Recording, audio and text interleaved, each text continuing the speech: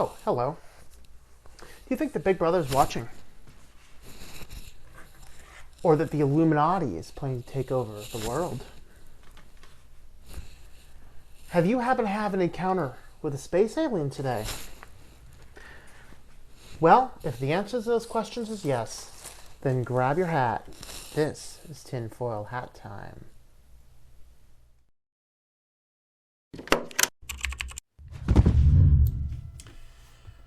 Welcome back to tinfoil hat time. So today we're going to talk about biometric tracking. I'm not going to pull in a lot of regular articles. I'm just going to do a little bit of talking, a little bit of conversating. You can do a lot of research just doing biometric tracking on an internet search, and you'll find a lot of fascinating things. Before we jump into that, this will be a shorter than usual tinfoil hat time video. And it's also a day earlier. I did not do one last week because of some scheduling conflicts, and I will be out of town again tomorrow, although I am planning a kind of a special video, assuming that I can pull it off. So we'll see what happens if I get it recorded and if I get it uploaded. So I'll be out for a couple of days. I also, I redid my hat today. It was starting to look a little messed up there, so I redid the fedora, the tinfoil fedora. What do you think? I even put a little band on it right there. You probably can't even see it, but there's a band on it now. Although I think it's too big, I gotta adjust my fedora there a little bit. All right, but anyway, we're going to be talking today about biometric tracking. So the most classic movie, I think, not a classic per se, but the most common movie utilized to talk about this type of tracking, this type of data collection, is Minority Report. And I haven't seen it for a few years, so I might say something incorrect here and there. But of course, Tom Cruise is your main protagonist, and he is a police officer in the pre-crime division, meaning it's an experimental law enforcement program where they basically have these three psychics called precogs, and they are predicting the future, and the objective of his division is to go and arrest people right before they commit the crime. So basically what some people have even considered potentially calling it like thought crime type stuff. And so you have that kind of general premise going on, and it starts to get a little hairy in that respect. It raises a lot of questions. But another thing that really goes on in that futuristic society is that they're using a lot of biometric tracking. And they focus pretty much exclusively on the eye scan on that movie.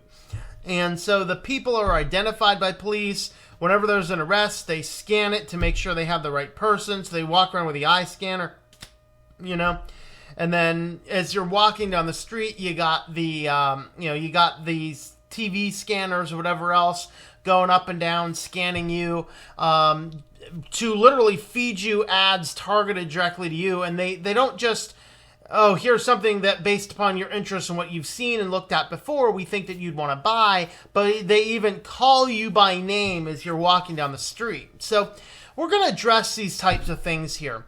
And I think that the utilization of biometric tracking is quite a bit scarier than we should take it for. And so with that being said, let's first define what is biometric tracking.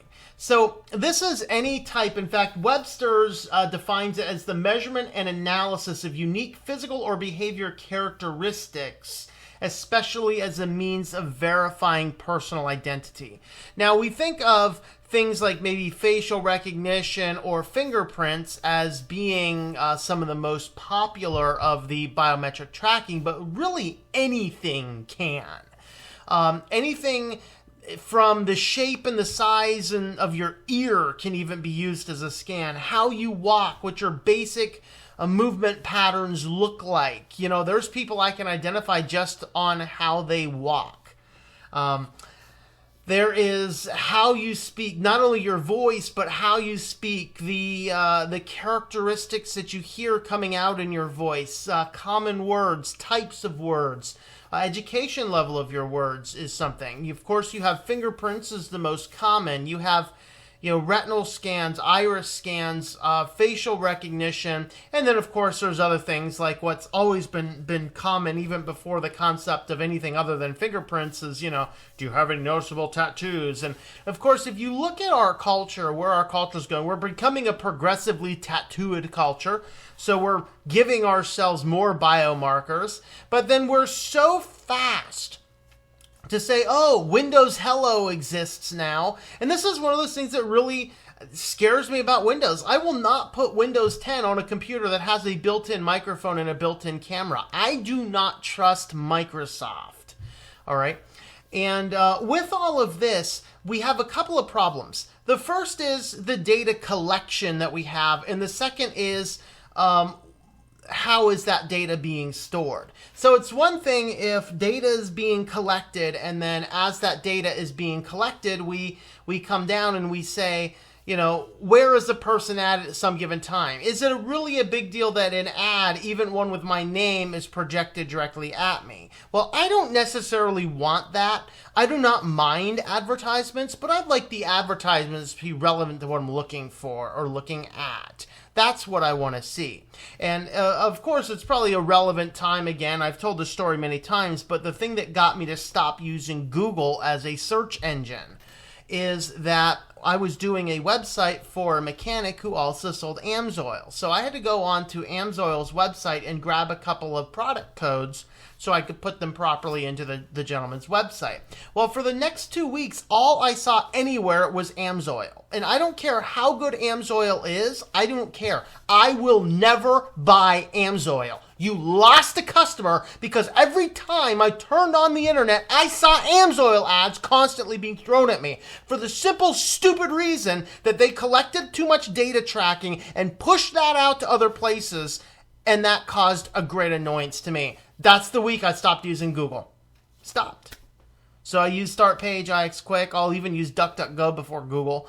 Although I don't really care for that one as much. It's good from the privacy perspective. It's just, I just don't like the formatting of it. So all that being said, I would like, if I'm going to see an ad, I want to see an ad that's relevant to what I'm looking at. So for example, when I bought my studio microphone up here, I look at reviews for all the different microphones. Like, do I want this brand? Do I want that brand? They both had similar reviews. One of them was significantly cheaper than the other, so I went with the cheaper one. Because it seemed to make sense. And the reviews seemed to be just about the same. The quality of the one I got seemed to be slightly better in many instances. And so that's the one I went with. Now, if I click onto all these review videos for mics and they're starting to pre-roll ads for some other microphone company, that would have been the ideal time to show me an ad for an alternative microphone company, because I would have then done a search for that and included that in my research for the products I was currently looking at. But if you see that I search for, Bob's Hot Dogs or whatever one time because I happen to be walking downtown and someone says, oh, did you ever try Bob's Hot Dogs? And I look them up. Oh, yeah, I know where Bob's Hot Dogs is. Then, if all I'm seeing for the next 2 weeks is Bob's Hot Dog ads, it's going to drive me crazy on the conscious level, and on the subconscious level, it might drag me into Bob's Hot Dogs. So the thing is, the strategy works. It's not like this doesn't work, but that's the reason they're pushing it so much. We are no longer in a marketing world where the marketing is to educate us on products. We are in a marketing world where the idea is get it in front of us so many times so consciously we move towards it. Because all marketing is about exposure. And it does not matter if you are aware of what they're doing or not. You will be impacted if you put it in front of you. So what do? You simply do away with it. That's the only solution that is known. So, how do we get onto tracking when we were talking about biometric data? Well, because of that movie Minority Report, where they're utilizing the iris scans to see exactly who is coming along, and then what they end up doing then is feeding the information directly into who is showing up in front of that mirror at that time. And before you think that's totally weird, look at my tinfoil hat time that is called Big Brother is Selling You, and Yahoo filed a patent to do essentially the same thing. The only thing that was left out is they did not specifically say, oh, here's the name of the individual. Everything else, what they were doing, and I outlined the details from the patent in that particular video, which I will link in here somewhere. But what happened is with that one video going on, then what was happening here? So all the data collection was going from all your various devices, and then they were putting tracking locations attached and embedded to various apps that you had downloaded on your phone, so they could keep a track of who this particular device was. Not necessarily you, but everything was all tied back to this device. And as this device would approach a billboard, it would trigger a sensor that says X device is approaching said billboard, push an ad relevant to the user likely in proximity to that device to that billboard. And it was a way to narrow in the marketing even more. That very thing they were doing in a Minority Report. The only difference is that model utilized your phone tracking system. Minority Report actually scanned your iris as you were walking by. And secondly is that in the movie they actually identified you by name, versus this Yahoo patent doesn't identify you by name because that's just a little too creepy yet. Eventually we're going to get to that point. All right. And so with all of this, there is a problem with, can a device access you and can data be stored? Because now all sorts of data can be stored. And while most of your devices, and I did not research whether every device out there can, but the one that I researched the most was Microsoft. Microsoft has Windows Hello embedded into Windows 10, which gives you 4 different ways of accessing your computer. One is with a fingerprint scan, the other is a facial recognition, the third is an iris scan, and the fourth is an actual physical PIN number. And so with all of those functionalities, if you utilize those methods to log into Microsoft, into Windows, I should say, then they say that all of that data is stored directly on that device and only on that device. And so we're going to come back to that in a little bit. I did not research if the same thing happens on all of the other devices. I presume that right now that probably is the case. But the key is right now. Maybe. Because there are now cameras being developed which can be used and deployed in large range things like concerts and things, and the facial recognition can literally produce an individual footprint, or face print rather, of every person in there. They can literally scan the crowd with special cameras and identify every single person down to the SSN that is in that crowd. That is scary technology. And the problem is now we can access that level of information, but we also have the capability of storing so much data. So you can produce what is called a digital shadow. And a digital shadow is that we are interacting with the network and the world around us. What ends up happening finally is we'll have so much stuff coming down that they can start to store it all. And now if you take a picture and snapshots throughout time, you can create an entire digital footprint of who somebody is and where they are. The idea is, of course, you use this with bad people to track them backwards. Somebody commits a crime, you track them backwards and work backwards with all of their various contacts and interactions. And that in and of itself is a freaky thing. The problem is with all of this data collection, now we have to beg this question: if this data is being stored and collected, people have access to it. That could be any government, and what some people would call a turnkey government, meaning that in America, at least, we are 4 to 8 years from a complete regime change. Well, what happens if that time comes through and somebody just comes in and just says, never mind at all, we're just going to take all this data and become crazy dictators? Well, if you have all this data stored about you, now that is information that can be used against you. And I think I think it was Austria is where that happened with the Germans in World War II. I know they did a similar thing with Poland and the gun laws. And I covered that in detail in another tinfoil hat time as well. I want to say that was on my lists tinfoil hat time. Because as I bring up privacy concerns with more and more people generally get this approach. You talking about it, they're going to whatever, blah, and then you give them this idea like this is really what a lot of this is going on. And then you get these scary stares, like you can literally see dread in people's eyes. They're really collecting all this stuff, and then they snap back and go, "Well, I have nothing to hide." No, you do. That's why you're wearing clothes. That's why you put blinds on your windows. That's why you lock your door, because there is such a thing as privacy. And you say you don't have anything to hide, and you say that until you do have something to hide, and once you do come to that decision, it's too late. There's nothing that can be done. So the question is, with all of this, biometric tracking, biometric data collection, is this a good thing? I personally say it's not. I just think that because the problem, it's like why health data is worth more to an identity thief than is credit card data, because credit card data expires, but your birth date doesn't really change. Your social security number, it's hard to change. You can do it, but it's hard to change. But yeah, try and change your fingerprint. Okay, in Minority Report, of course, Tom Cruise's character has to change his identity, and they had to get an eye transplant to make that happen. So think about it, tearing out your eyes.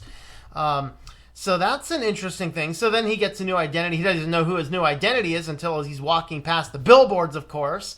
But now if we're giving our facial data and our iris data and our retinal data and our ear data and our fingerprint data and then marking ourselves up with identifiable tattoos and whatever else, now we produce a big point of collection that it becomes absolutely impossible for you to change any identity. And if a hacker or a thief gets into that information, it is possible to mimic somebody's fingerprints.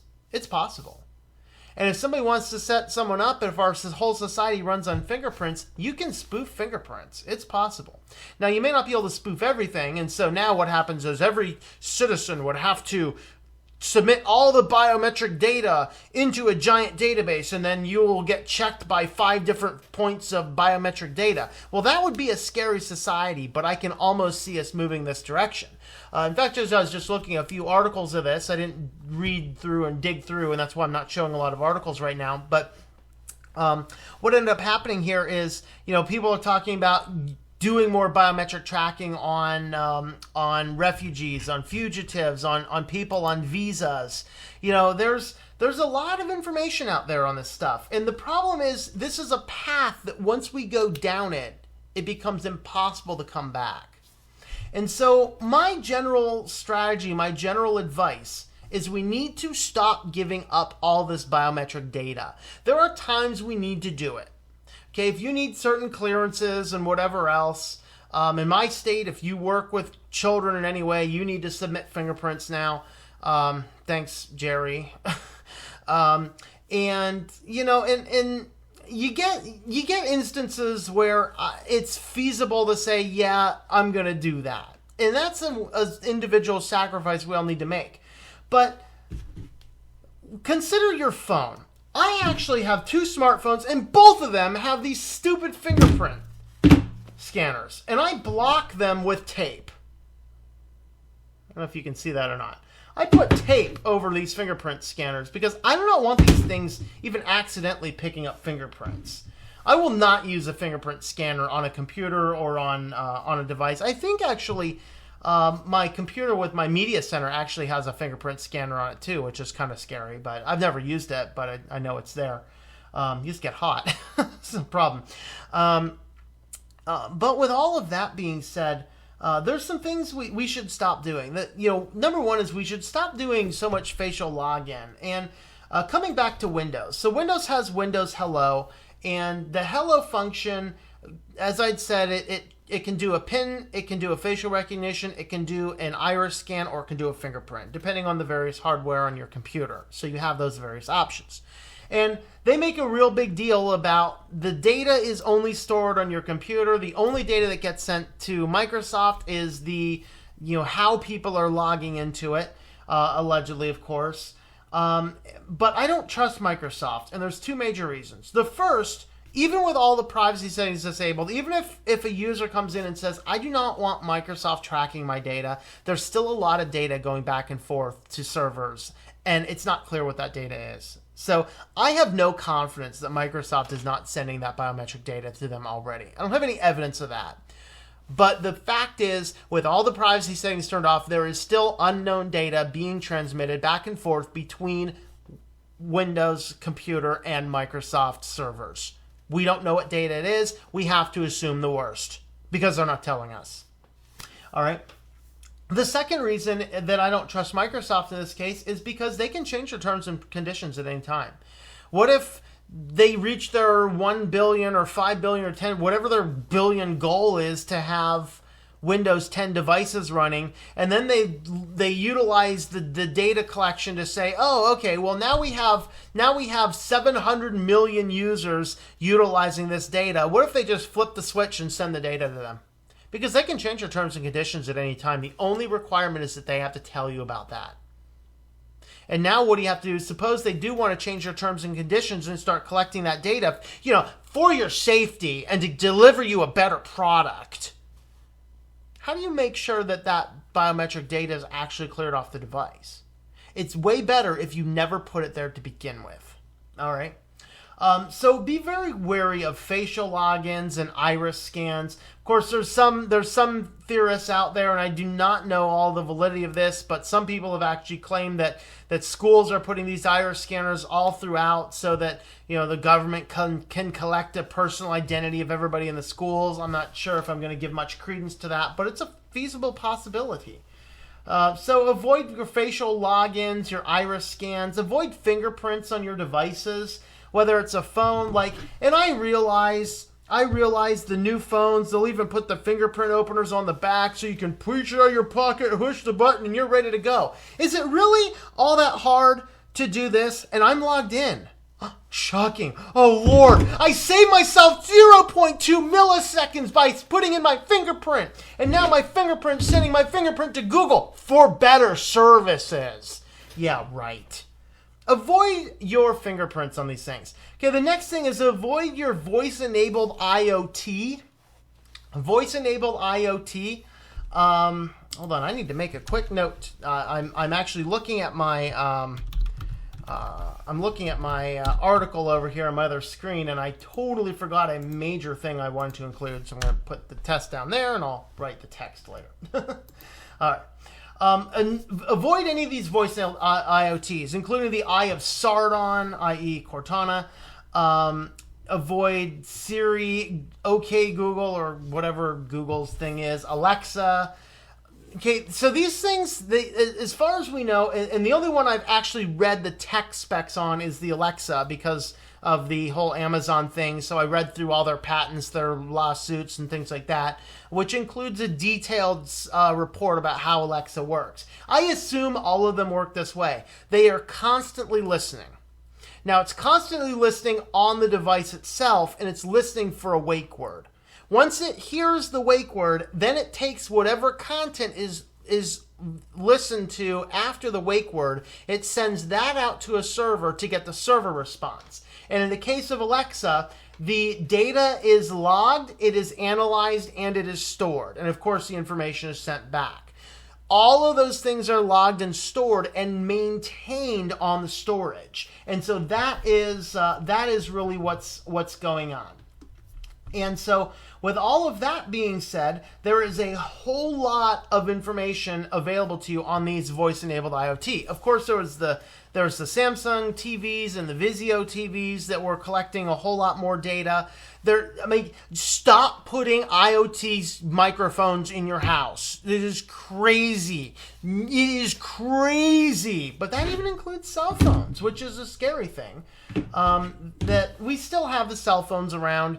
I don't carry them around with me 1001% totally and perpetually. Sometimes they're just in the other room or whatever. But at the same time, just be very, very careful with voice-enabled IoT devices, computers. Of course, it's getting harder and harder to get away from because, Windows now has the voice assistant there, and they're making it progressively harder to turn that stupid thing off. So the Eye of Sardon sees all, whether you want it to or not. All right. The item that I add to my list, the last item to watch out for biometric tracking is DNA. Obviously, there's cases, if you are convicted of some crimes, or if you are suspected of convicting some crimes, you may be forced or compelled to give a DNA test. And that's, that's fine. I'm not going to argue with that necessarily. There are some people that say that they've been collecting DNA of all the babies out there, the conspiracy theorists. I'm not, I don't have any evidence of that, and frankly, I haven't researched it. Could be true, might not be, might be, I don't know, I haven't a clue. I've just heard it. And then, of course, but the one to avoid is don't send your DNA through the mail. Don't go out and sign up with one of these DNA tests to figure out your ancestry. All they're doing is matching you even more and attaching all that information onto biometric markers. So don't do these DNA tests. Not only that, but time and time again, these servers where the DNA tests are given back to you are not terribly secure. And so you just got to watch out for that kind of stuff. And so those are kind of my thoughts. We want to be very cautious about giving up too much biometric data. Obviously, you got to give up some in our stupid high-tech society, but nevertheless, be cautious with it. You do not know if these phones do now or will at the next terms of service update send your biometric data up to the parent company. There's Android or Samsung or Apple or Eye of Sauron. You can find yourself surrounded by a bunch of orcs if you use this stuff too much. Come on, and so just gotta slow down a little bit. Don't be so anxious to save yourself 3 milliseconds getting into your phone. Okay, fine. Technically, it might be 2 seconds getting into your phone. Just be a little tighter with that data. Be tighter with that data for yourself. Be tighter with that data for your kids. You don't have to give out information just because somebody asks for it. But you might have to not use a service because that might be part of it. So with all that being said, be very cautious with biometric tracking. This is tinfoil hat time, so I think I hit the craziness of it. Again, I just think there's too many dangers with biometric tracking, and we need to keep that in mind. So with that being said, this has been Tom with a tinfoil hat time, and I hope that you enjoy switching to Linux.